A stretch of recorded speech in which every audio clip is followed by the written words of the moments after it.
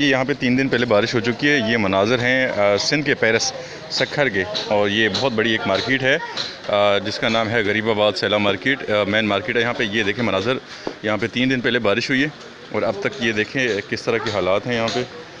और ये कीचड़ से भरे हुए रोड, यहाँ पे गुज़रना बिल्कुल नामुमकिन, हर जगह पे पानी खड़ा है। ये आगे भी आप देखते चलें,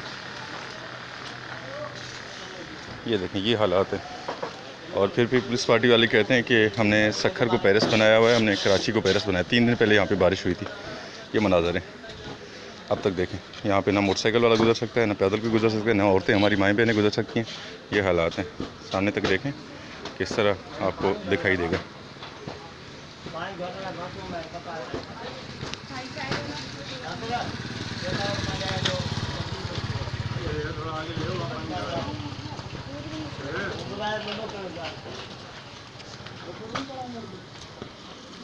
ये आप यहाँ पे देख सकते हैं, यहाँ पे बंदा बिल्कुल भी गुज़रने के काबिल नहीं है।